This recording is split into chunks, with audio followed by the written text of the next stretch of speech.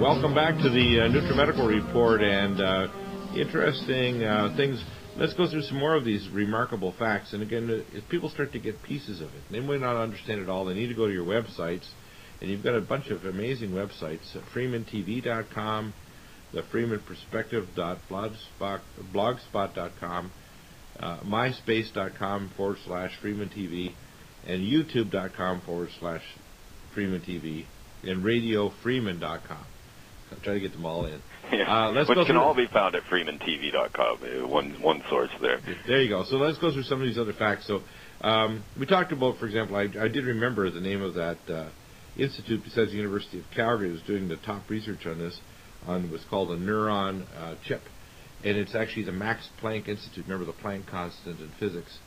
So, yeah, and people think, well, you can't do this. I say, well, I'm sorry. You get people with IQs 180 plus, and you give them unlimited funds, and you say, go for it.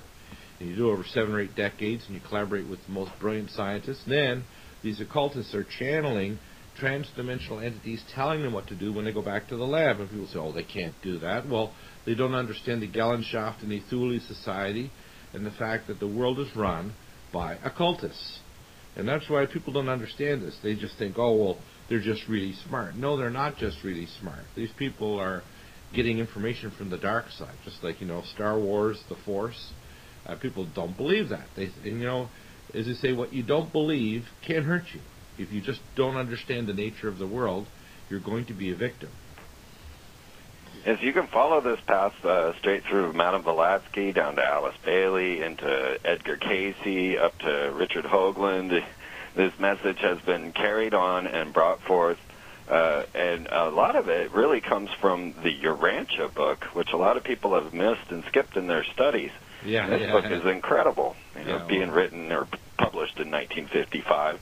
Yeah. Incredible explanation to how the universe was created, how the astral bodies, how the angels and demons work, and it's an amazing study. You got to get into this type of stuff to understand where they are and what they're talking about. Well, I try to give pieces of it piece by piece because it goes. My understanding of this goes far beyond Urantia, which I had many years ago. But I can only give it piece by piece because it's like trying to explain quantum mechanics to a kindergartner. Because the average person in our society, even a tenured professor, doesn't have the faintest idea that this is the nature of the universe or the nature of what they are themselves. And I tell people the 2 things that you must have to find a solution to all of the issues in our world is, number 1, to know what you are and know the nature of your universe. And that means the nature of your creator and the fact that we are in a galactic and cosmic battle in every sphere. Good and evil, light and darkness, technology, biology, information, the very nature of what reality is. And people don't grasp this. They really think that it's, they've got some infantile idea of what good and evil is. Good is hearing and doing the will of the Creator God, the north source of all that is, and evil is anything other than that. And they just don't grasp this. That's why all the religionists that don't have any spirituality are causing confusion or being used as a form of mind control to destroy the planet, which is why they set up the Islamists against the Catholics and the Christians and the atheists and the Pleiadian contactees and the people that think they're Cylons or they're Jedi Knights, and they're all at each other's throats in one way or another, not understanding the nature of what they are and the nature of their universe and the fact that there is one, I call it the one I voice, meaning the universe is the creation of God, and that we need to start understanding what we are. And if we don't, we're not going to survive our technology. We're going to have another societal and galactic collapse. We're going to have another destruction of mankind on this planet because we don't grasp these truths. Absolutely. And we're led astray by this material plane, not realizing that it's being totally guided. And we can see it in their symbolic gestures, as they had the Egyptian god Anubis floating in New York Harbor just on 3/23, March 23rd. Yeah, Anubis. And tell us about that, because this is important. In other words, they try to steer consciousness so the consciousness of the society will manifest. And this is why we have people that use what I call electromancy, like George Ure and Cliff High, try to use this as a form of electromancy to predict what the future is, when they're trying to act as pseudo-prophets and using electromancy, not dissimilar from Nostradamus using hydromancy with vapors over a brass bowl of water. They're just not going to understand the nature of reality, and they're going to be led astray.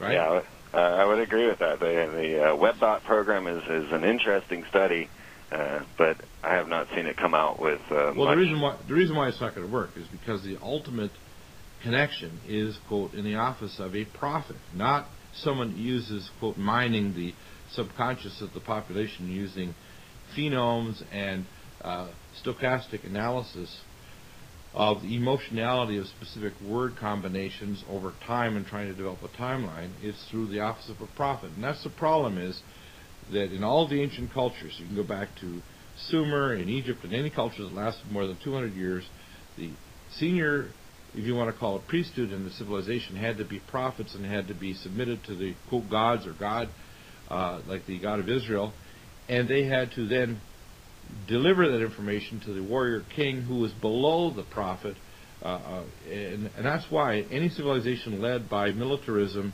led by the, what we call the patriarchal system of warfare, never survived. Interesting, eh? Yes, and the priestcraft at this moment with Anubis floating down the river as it is in New York Harbor, just as it did in the Thames back in 2007, is a sign of bringing America into the underworld.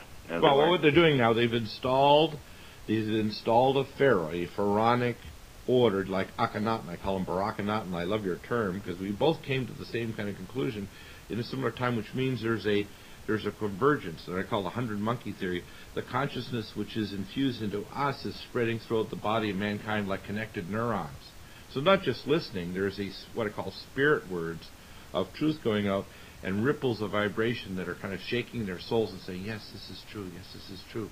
And then it's starting to make them start to move toward a consciousness, because if we're going to restore the Constitution, if we're going to restore health care of the people, we're not going to do it through health plans like Obamacare. We're not going to restore the industry unless we have a discovery as great as the discovery of fire. But they're suppressing these because the gods of this world are trying to bring us to an underworld where these technologies are suppressed, where life extension is suppressed, where information technologies are suppressed, where you can't have open questioning of the authorities. You can't talk about the use of advanced technology to prove that 9/11 was an inside job with plasma neutron spectroscopy, or any technology to prove that the government did 9/11. You can't ask these questions because it's conformed informational blasphemy against the, quote, overlords of the government. They don't want you to ask these questions, therefore you must be insane. Yes, and just to keep tabs on you, they've now established the new U.S. Biometrics Agency to keep you in line. Right, and of course, biometrics is converging from multiple avenues. We've got Obamacare with a private army to enforce it. We have 16,000 plus new IRS agents they want to hire to get into your bank accounts, so they want to have a national ID where money itself is destroyed, where the only money is divots in an electronic supercomputer database, where you, in fact, become the means of exchange because your biometrics is the opening code to your bank accounts and your health records. And they want it from Obamacare to the new amnesty bill that literally is going to put a biometric worker ID card on every person, which, of course, will cause identity theft. And, oh, geez, too bad you're having so much identity theft. The only way to stop it is to put a chip in you and to have full biometrics, including retinal scan, and even a drop of your blood with a DNA biochip made at the Oak Ridge National Lab, and Affymetrix in Chicago, which, by the way, by the late 90s, was able to take one microdrop of your blood, a hundredth of a drop, and in 5 minutes could determine you from any other individual on the planet using a bacterial DNA endonuclease and microlasers with a microchip connected to a laptop. That's how accurate it is. People don't understand how far this has gone along, and I've actually been to the DNA biochip lab in Oak Ridge, Tennessee. So they want to argue with me? Come on into my cage match. And you're going to find out, if you disagree, even if you think you know better, you don't.